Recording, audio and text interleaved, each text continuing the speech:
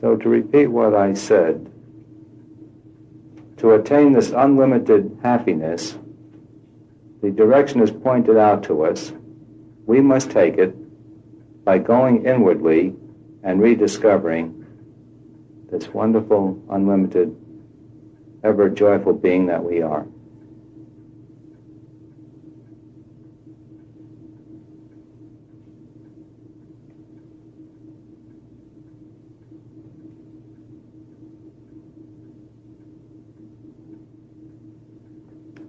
The time it takes us to do this is determined by one thing only: the intensity of our desire for it. If we are convinced that our joys lie in the world, we will never, ever attain this happiness. We will always be with much misery. But when we accept and then begin to prove that the joys are just our natural state, are not attached to anything out there, then our life begins to become more joyful, and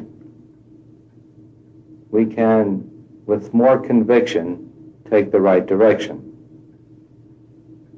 It seems at first the thing that drives us in this direction is the thing called misery. We go so far in the wrong direction, we just can't stand it anymore. And because of the misery, we are driven to seeking happiness elsewhere than in the world. When we begin to receive the fruits of our search, and we begin to feel these joys that we never experienced before, then the mere joy of the path is what will give us the intensity of the drive in the right direction.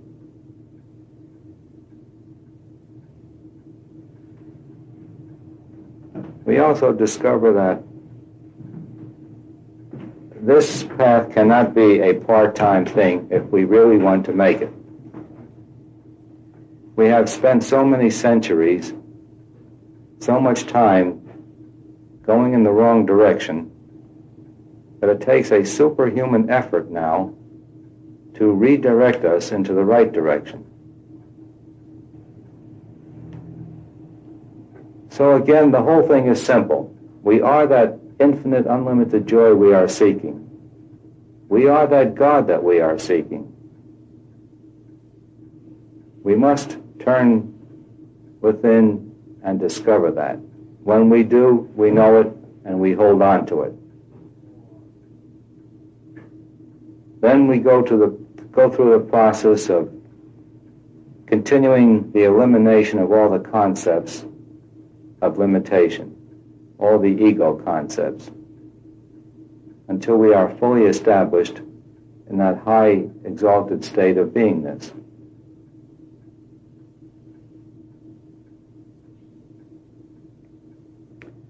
I believe the only reason why I should be here is to help. That if I can't help, there's no reason for my being here. I believe every one of us have been with the path quite some time. I wouldn't like to be in a position where I'm talking about the subject. Talking about the subject is an obstacle on the path.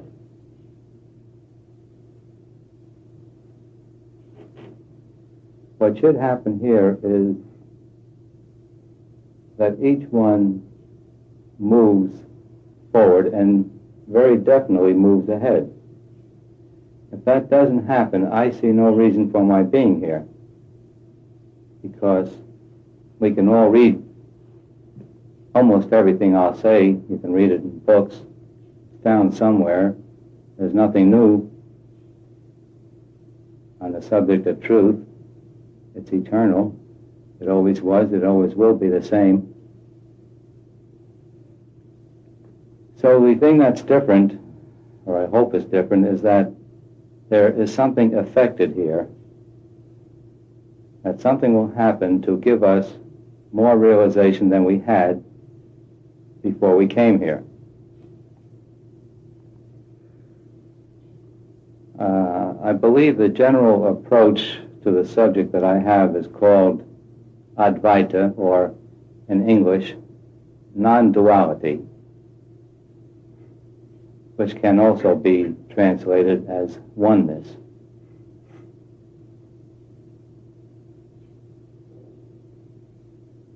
And that there's only one singular method of growth. That one method of growth is letting go of our ego.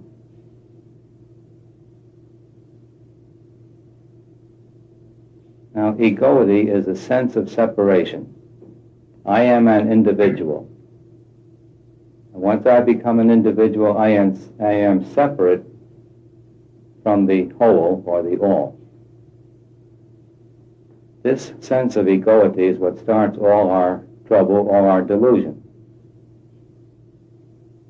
So we must get back to the place where we again see that we are the only one with a capital O.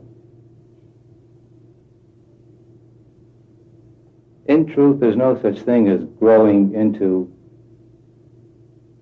full realization.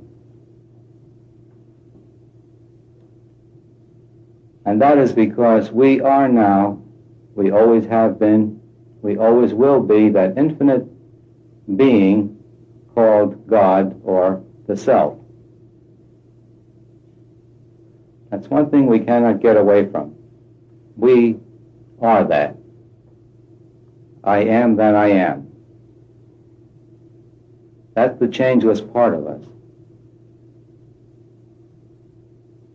We cover that over with a sense of being a separate individual.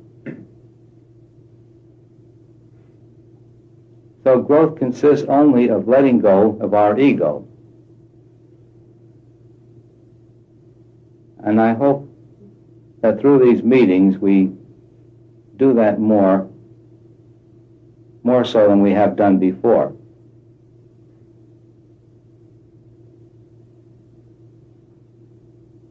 We are that infinite being here and now.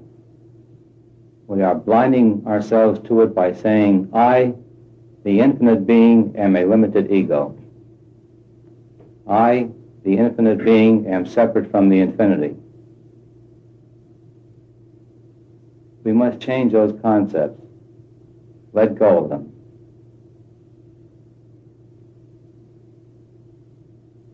I hope to bring out ways and means of sensing the ego operating in us. Ways and means that we can use to point out to ourselves when we are being ego motivated, and each and every time that we are, if we let go of it, we are letting go of a bit of ego. If we keep this going from here until the end, we eventually get to the place where there's no more ego left. And where the ego is not, there God is. There the infinite self is left in its pure, pristine beingness.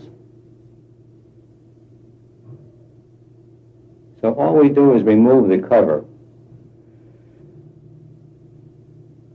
If we lose our sense of egoity in the state we're in now, we save ourselves millions of years of growing on the higher planes. To be in a higher astral realm or a causal realm or the highest of realms, we still need a sense of separation, a sense of egoity. We need a sense of a higher body. And one of the greatest and most wonderful things about the state we are in now is that it allows us to go all the way back home, right to the very top. even the gods with the small g, the angels, cannot do what we can do. We can go all the way. By completely losing the sense of being an ego.